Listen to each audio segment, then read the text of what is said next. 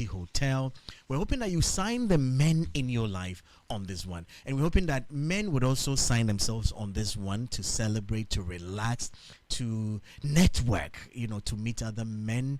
Our Man Cave event has been such a big one where men come together, talk about business, play. We're going to have groups, all right, where I think the first game we'll play will be an arm wrestling competition that I'm hoping that my group will win. We'll get a strong man in our group, to win this one. And then we're happy to have the whole family accompany us as well. Come along with us, all right? And let's have fun together. The Man Cave conversations, Jenny, as you know, can be very emotional. Usually a conversation where 3 years ago I saw some men break down, cry, and I saw men comfort them. I saw men promise other men. I saw men decide to help other men to build their businesses. And so remember, this year, sign that man on 0545 223324 0545 223324. We've got the right man to help us on this issue we're discussing. We want to say a good morning to all of you again. We're live on Sunny 88.7 on socials, on TV as well. And today we're focusing on the subject that many men know all too well but don't always talk about: entrepreneurship, the pressure of being the provider. For many men, the responsibility to provide doesn't pause when business is slow, when opportunities dry up, or even when uncertainty sets in. Their bills still come. The family still depends on them. And the expectations remains. It's a pressure that can be motivating but can also be overwhelming. And today we want to unpack all of it right here on the show. Join us on our WhatsApp 0540130684. Mr. William Mensah is here. He's director at Bora Capital. Good morning, sir. Trust you're doing well this morning. I'm very well, thank you. Fine. But how's Bora Capital? I mean, how's work, the team, and all of that? Bora is doing well. The team is growing. We currently, I think, a team of about 17. We try to hire the best, motivate them well, and keep the best staff. Yes, so we're one of the fastest growing in our industry, and we're proud of what we have achieved over the past 11 years. I think for me and our listeners, we'll be happy to probably for you to share your entrepreneurial journey, your journey with Bora Capital and everything, work, maybe family with us this morning. Okay, so I'm not a founder of Bora Capital, right? Okay, but I started off my career. I've been in investment banking my whole career. I started off as an analyst at Strategic African Securities, SAS, and then I moved to EDC, where I became the head of the brokerage unit. I think by age 32, I was head of EcoBank Stockbrokers. Then I left, went to school. When I came back, I decided to venture into entrepreneurship. So I started off a proprietary private equity fund. So basically what we're doing is investing in private businesses. So my plan, as you're saying, being a provider, you have to think about your entrepreneurial journey, how to take care of the house and all that.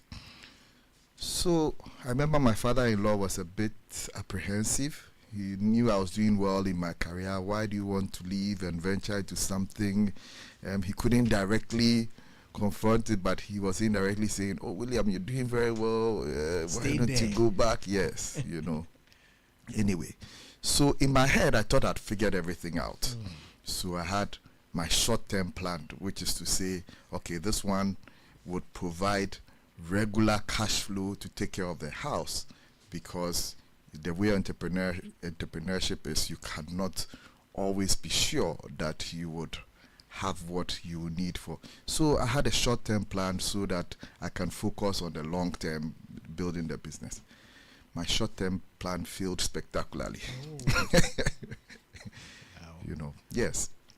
Okay, so we started off investing in private businesses. Some of them were good. Some you could only see the character of the person you are in business with when the business starts making money. when the business is struggling and you are helping them, they are the best people. Immediately the business starts prospering, you see a completely different side of them. Then came, I think 2013, we had doomsaw energy crisis with currency issues all coming together. And that was a tough time, because at that time, it wasn't just because the businesses were not running well. The environment itself was such that even well-run businesses were struggling. So that was a tough time. So as a man, the question is, how do you manage this period and not have it impact negatively on your family? So my wife noticed that all she noticed was that Charlie the bar was not sleeping well. I sleep 2 hours. You're up. I'm up. You know, but I tried as much as possible. Well, so in the environment in which we live, it's important that you think multiple streams of income. We are in an environment that is tough. It doesn't matter where you choose to be, whether on the entrepreneurial side or on the employee side. Your mindset has to be multiple streams of income, because we are in a high-risk environment. I mean, the Bible even says this. It says, do 6 ventures, and do 7. You don't know which one will do well. It also says, in the morning, sow your seed. In the evening, withhold not your hand. You know, so the mindset has to be multiple streams of income. You know, so I had other things, some consultancy work, some teaching, etc., to ensure that as far as taking care of the house, they will not notice. But the business itself was struggling. Was there ever a time you felt regret for the decision you made to go into entrepreneurship during this phase? Not exactly, because you see, my mindset was that let me start at a young age so that I give myself 5 years to see whether I can sustain it or not. If I'm not able to sustain it, I'll still be young enough, I have the experience enough, I can dust off my CV and still get into corporate and all that, you know.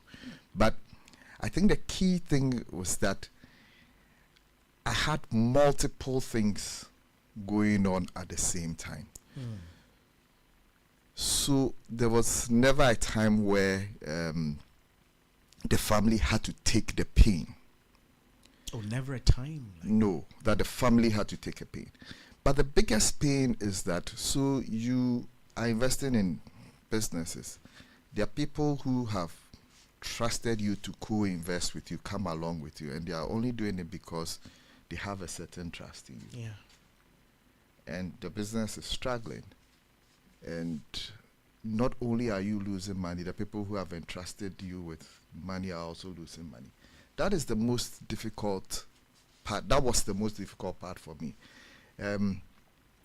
You go through a lot. I mean, if I was the only one losing money, I'm sure I'd have slept better. Yeah.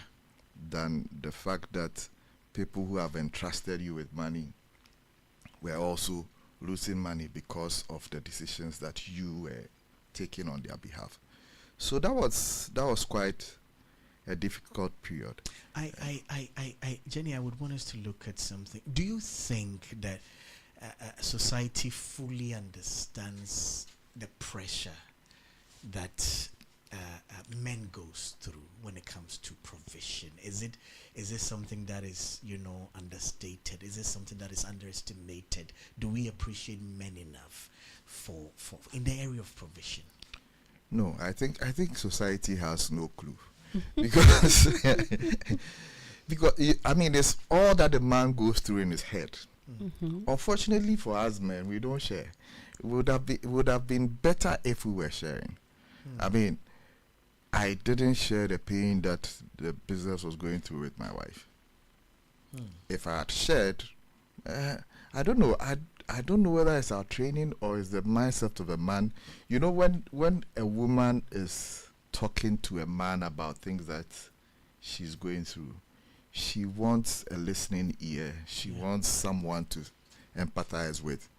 The man is hearing what the woman is saying, and all that he's thinking about is, what is the solution? How do I solve this problem? Yeah. So the reverse works for us.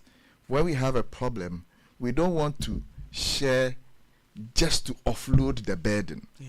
You're thinking, okay, this sharing I'm sharing, what can she do? Is she in a, if she can't do anything, let me carry it. Let me not put that burden on her, because in our head we think that sharing is done in order to find solutions. So I don't know whether it's the psyche of the man or it's how society has raised us, but I think most men think like that. But along the way, would men say a few times when they've taken the risk to share, probably the woman in their lives have shared an idea or something that helped them? Definitely. So I'm positive that if you share, it will be better. It will be better if you share. So the idea of I'm shifting a burden should not be there, because we are partners, and she's in your life to help you.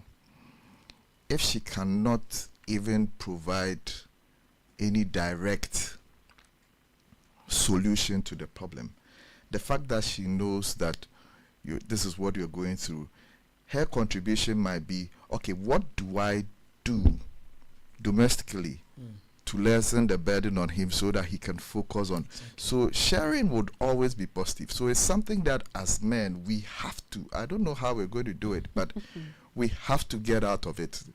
Why do you have help and refuse to use it?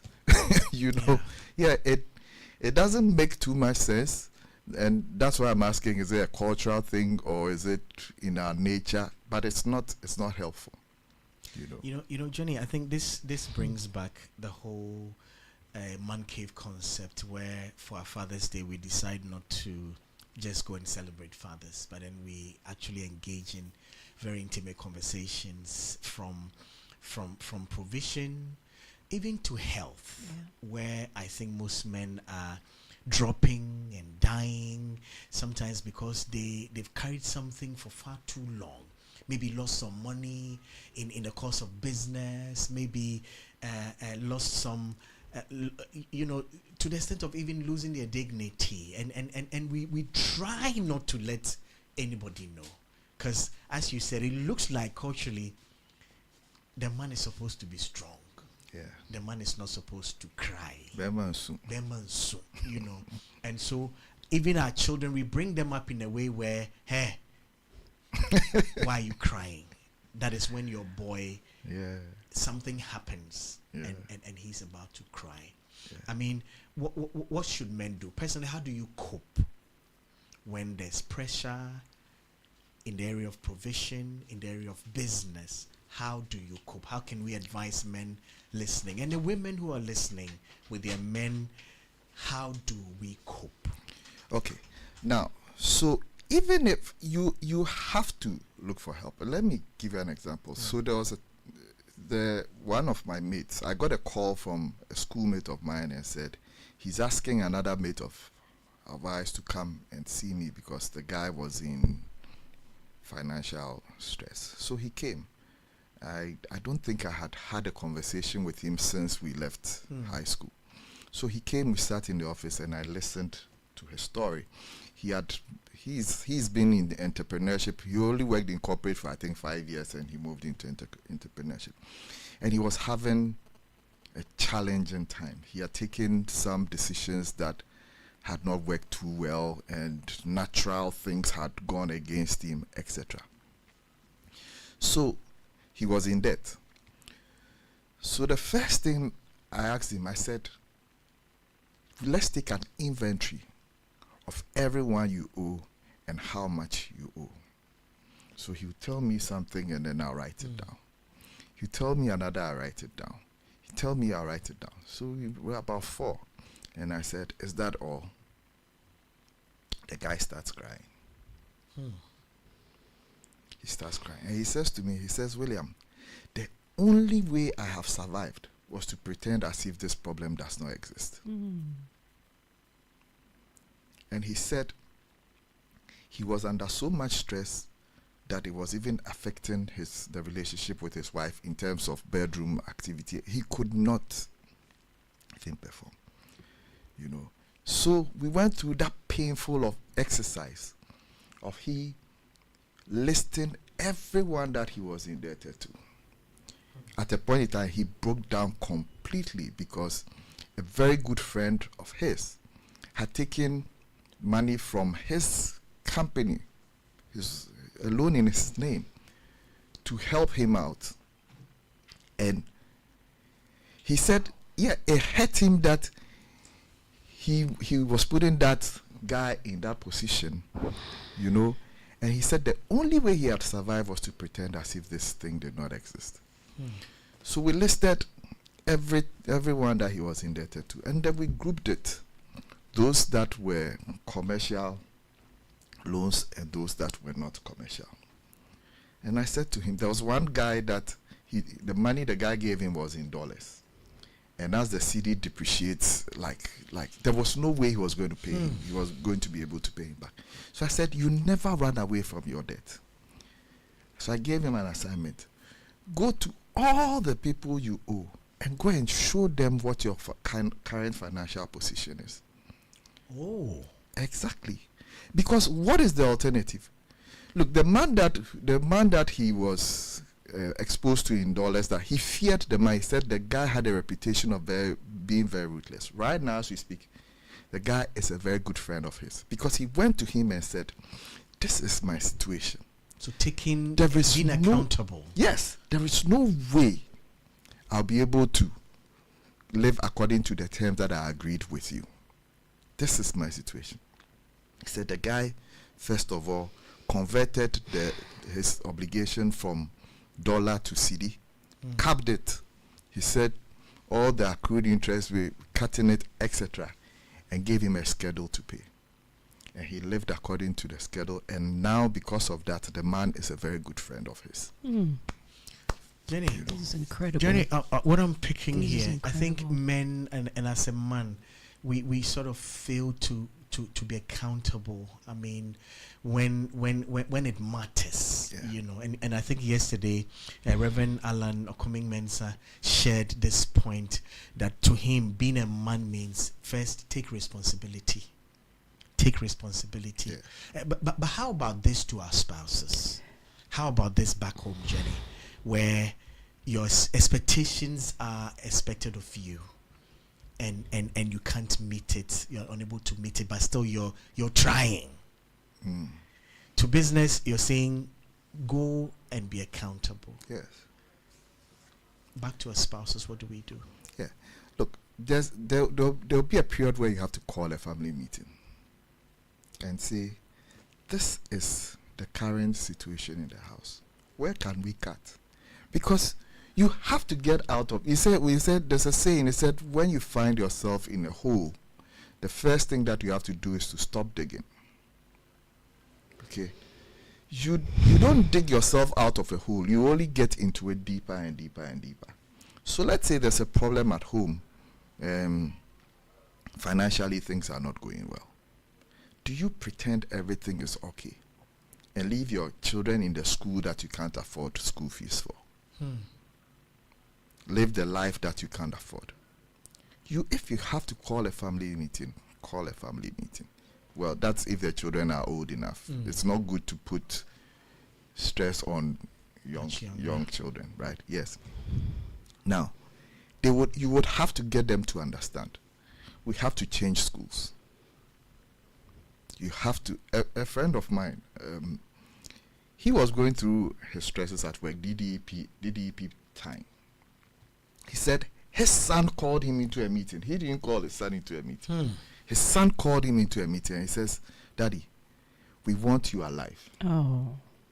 We want you alive." He says, "You don't have to pay this expensive school fees that we are paying for myself and my brothers. If we have to go to another school, we'll go to another school." Because the boy saw that his father was stressed. He said he started crying. And he told his son, he says, I want you to go to school one more semester and come. If you come back and nothing has changed, I promise you I'm going to quit this job. Yes. He said that conversation he had with his son was the thing that lifted the burden off him. He's in the same industry as I am, investment banking, and he had a lot of retail clients. So the DDP time, his customers come to him, they want money, and he cannot find the money for them. And he took it as a personal burden, and it was killing him, it was eating him up.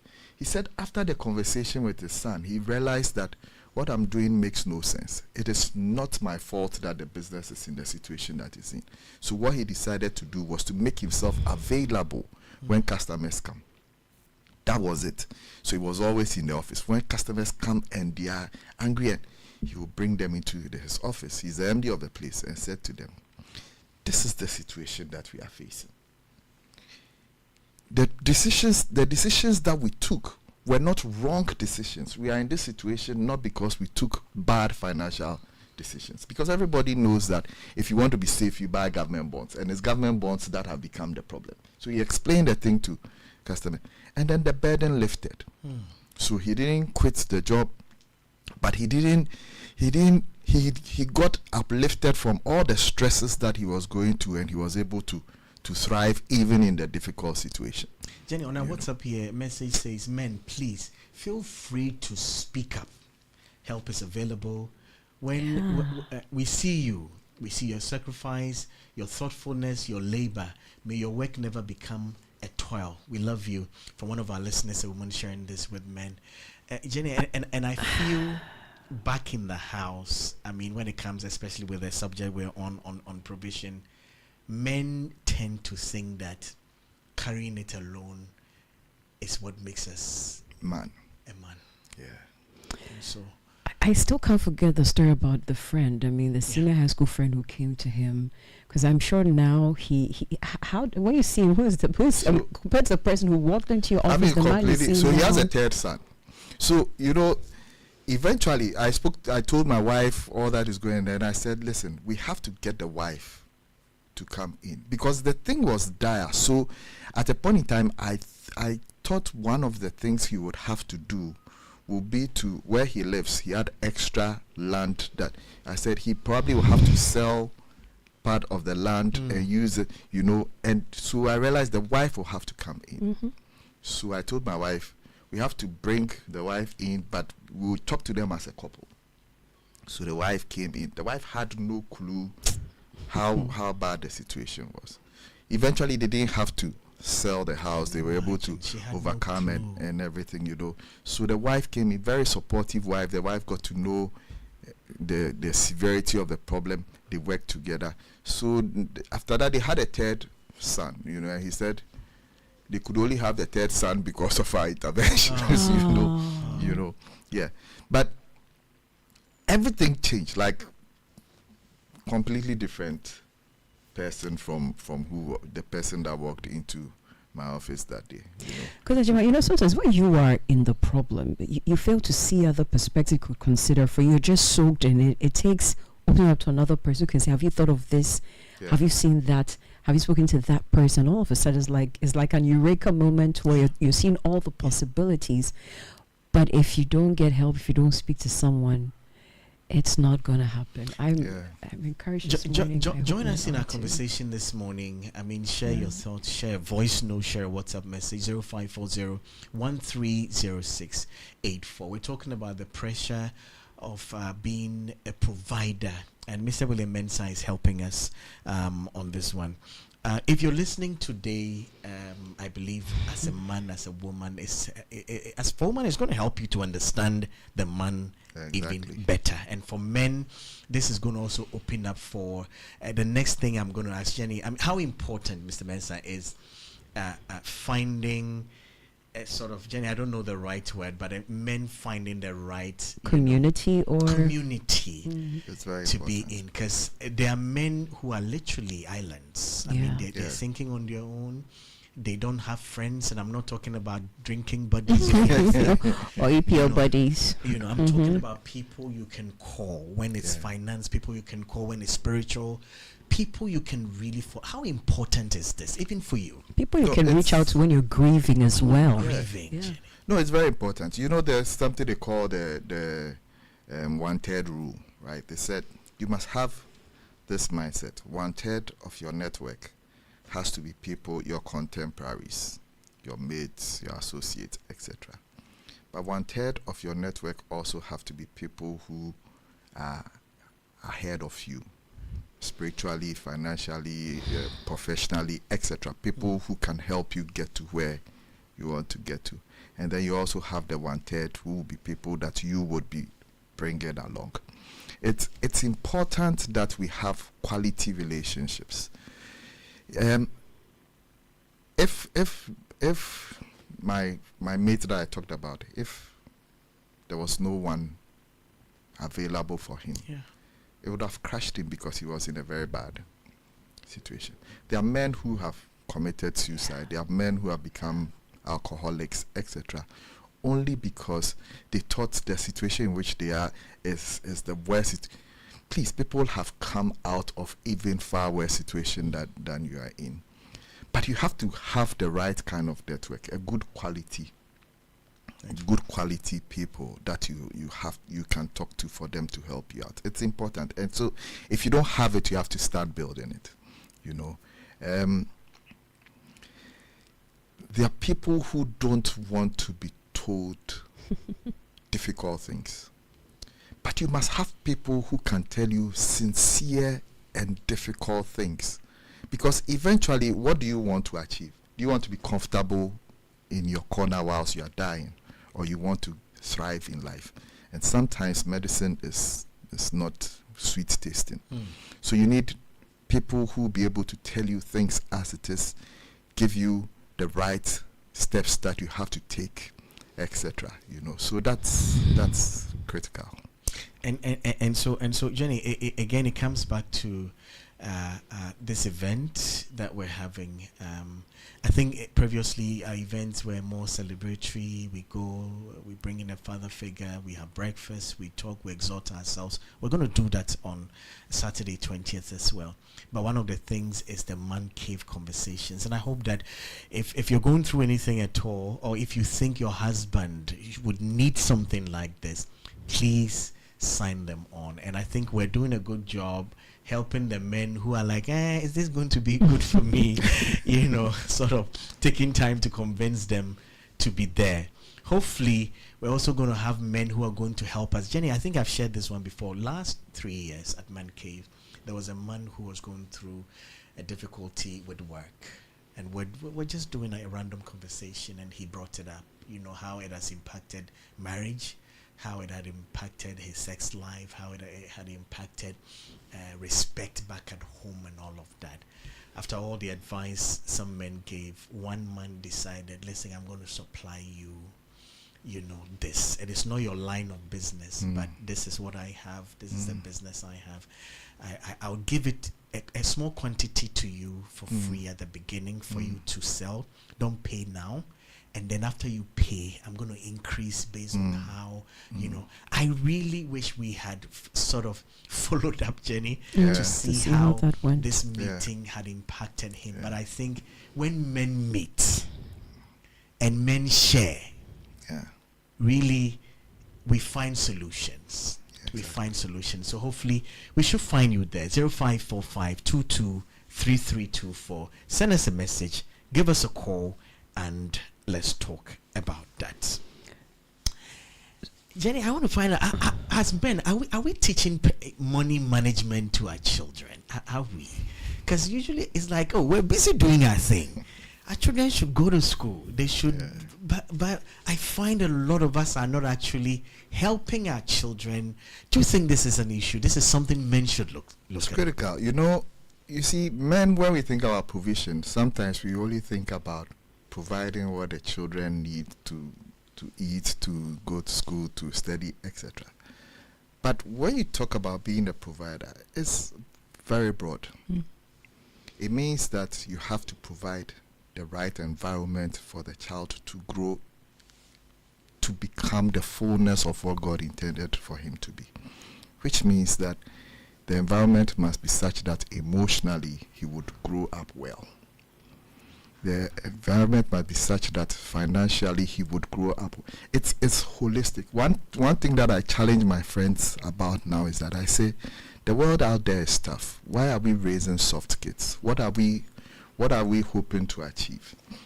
So we have to think about provision far broader than just providing, I've paid your school fees, I've bought you books, I've done that. What environment are you creating for them? And one of the key areas is how to manage money. Nobody teaches anyone these things in school. It's not part of the curriculum, So you would raise your child, the person becomes an engineer, a doctor, whatever. He has no clue how to manage finances. So his financial life depends on the environment within which he finds himself. We'll be starting if he finds himself in an environment where everybody is taking loans. Then that will become the thing that he knows. So I started teaching my children about money matters at a very young age. I mean, immediately they were old enough to understand basic concepts. I started teaching them using simple things like the concept of compound interest. I use chicken and egg. The hen lays an egg. Instead of eating the egg, you hatch it. You have 2 hens. Now you are producing 2 eggs. You hatch the 2 eggs, it becomes 4. And then I show them and I say, you have to get to a place where you can eat as many eggs and as many chicken as you want, and you still have a constant supply. And I started teaching them this from a very young age. So now my kids, the first one is in the university. The second one is about to enter the university. The last one, he is younger. He's 12. He'll be 12 in June. There are 3 boys, right? 3 boys. Yes. Almost all of them are taller than you now. Yes. So I saw you. Yes. Yes. But they get it. Let me tell you a story. So they used to have a piano teacher, right? And then the middle one, at that time there were only 2. This piano teacher would bring them chocolate and things to help, I don't know. Well, yes, motivate them. One day, the second one, who was about 6 at the time, said to him, said, Uncle Joe, you better stop buying us this chocolate and invest your money. Your money will get finished. Oh boy. From a 6-year-old. He got it. Yeah. They understand. One day I called the 2 of them. Another mate of mine had some problems and was sent to me. He had taken a mortgage and didn't pay what he was supposed to pay. I mean, initially he only paid the minimum payment, which was less than the interest, accrued interest. So the loan was compounded. So at the time it came to me, it was problematic. So I blotted out his name and opened the thing, and I brought the 2 younger boys. I was showing them. And then my older one looked at it and said, wow, compound interest is working against him. How old was he at that time? Maybe about 15. 15 or 14. He said, wow, compound interest is working against him. Then I realized, okay, he has understood the concept. Not only can compound interest work for you, if you don't do it the right way, compound interest can also work against you. Yes. So now he's in college in the US. He started doing some side jobs, and then he calls me and said, Daddy, I have to start investing the money that I'm making. What is the best vehicle for me to invest in, etc. Didn't tell him do X, Y, Z. I just pointed out to him and I said, go and do your research. Think up. So it's important. And the reason why money matters is important is that there is no career in this world that guarantees financial well-being. There's not a single path that if you take, you are assured. Every career that you look at, there are people who are struggling financially and there are people who are doing well financially. How do you manage your money? That's what will determine whether you do well financially or not. So we're going to be talking about money, right? I mean, you are going to be in the room. William is going to be there. Come again? William is going to be there, right? He's going to be there. So Adamas is helping us, so that William Mensah joins us maybe with his team to help the men, on financial management. And I'm praying that we'll have much more younger men, who will tag along with dads, uncles, grandpas and stuff, and meet us. Jenny, I have one final one for me. Ms. Mensah, help us. What is that one financial decision you made that significantly improved your life? And if there's one mistake that maybe taught you a painful lesson? We would love to know before we wrap. Okay, so all my life, I have lived, I don't want to say within my means, I've lived below my means. You've lived below your... My means. I consistently, I deflate my lifestyle. The opposite of what we call lifestyle inflation. There are people who live far more lavishly than their means can afford. My principle is to do the opposite. And I also live a very flat life. Like, there's no change in lifestyle whether I did one big transaction and made a lot of money, or you flatten the lifestyle so that it doesn't matter, because life, you go through peaks and troughs. But if you flatten your lifestyle, then you will not suffer in your troughs, you know. So it's important. I was fortunate enough as a young man. I used to listen to Miles Monroe a lot when I was very young, as a student, you know. And he said something that stuck with me. He said, in this life, you have to overcome the temptation to live according to people's expectations of you. He says, if you don't overcome that, you will struggle. And I heard this at a very young age. I hadn't formed my own character, and my, you know, so it kind of shaped the way I thought. And he used an illustration in the book of Luke. He said, when Jesus multiplied bread, the scripture said that people wanted to make him king. He had given them bread, they were happy. And then a few chapters later, he was talking to some religious leaders, and he said, I'm the light of the world. And they said, here you are, appear as your witness. Your testimony cannot be valid. So he looked at two things. One, he did what the people liked. They wanted to make him king. The second one, he told them what his purpose was. They rejected him.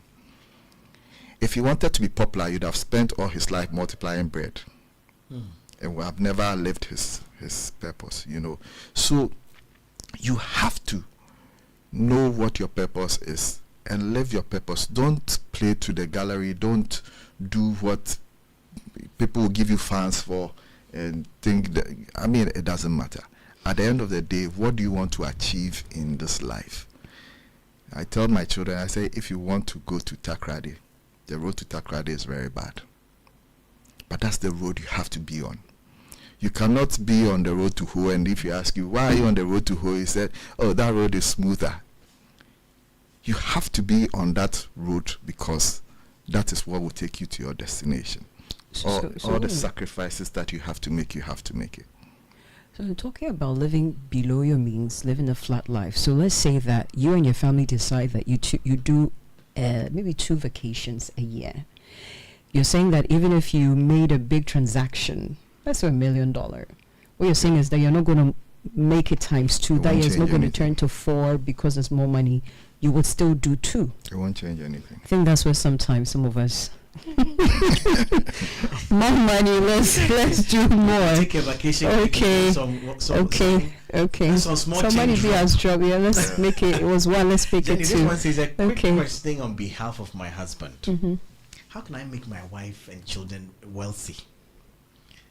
Says, how can I make my wife and my children wealthy and rich? A woman asking on behalf of her husband. Okay. So let's say this is a man asking. This is from a woman. Okay. So ideologically, I personally, I don't believe in building wealth and leaving it for your children. I don't believe in that. I believe in giving them the tools and giving them a start in life and helping them to run their own journey. You know, that's what I believe in. So if you want your wife and your children to be wealthy, I think you have to give them the tools that they need to be wealthy. Give them a start. give them some spikes to help them run faster, but don't do the running for them. I don't think that should be the way to go.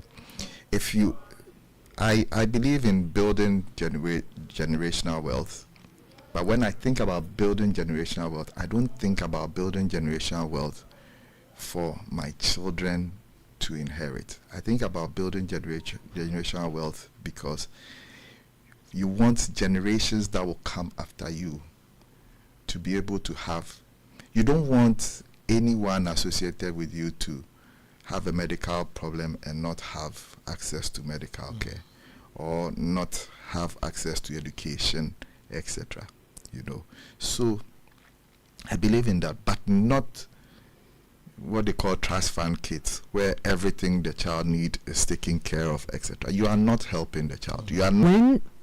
So the wealth is not being passed on to the children. Where's it going to go? It's in a It's fund. not the trust. Not a trust. It's in the trust. It's in but the trust, okay. is not for the benefit of the children. The trust. Okay, so when my first son turned 18, I took him to the office and I showed him some of the things I'm doing, and I showed him the trust that I'm building, and I used the planner. I have all these models to show what the trust will be able to pay out sometime in the future every year over a long period of time. And I said, there are two things that I'm interested in: education and healthcare. Okay. Now, my idea is that it is not only for people of my descent. Okay. It's open to everyone, except that when there's someone from my lineage who has a need, he jumps the queue. Okay. I get it. Okay. So I said to him, I'm not doing it for you, I'm not doing it. And he looked at it and he said to me, Daddy, why does every family not have a fund like that? Because if every family had, there'll be no people on the streets. There'll be no destitute people. Yes, that's the way I think about it. Not something that would put my children in a situation where they don't have to work, they don't have to do anything yet. No, I don't believe in that. I see where this is going. I mean, a few times you follow the Hollywood celebrities, those who've given so much money to their children, they don't know what to do with the money. Yeah. Some of them have gotten into drug because they're overwhelmed with the dollars in the account. And I'm hearing about education and health. So you have a trust, you have money, but it's for these two important things. Yeah. It's like you have money in abundance to now be moving around the world, smoking around the world.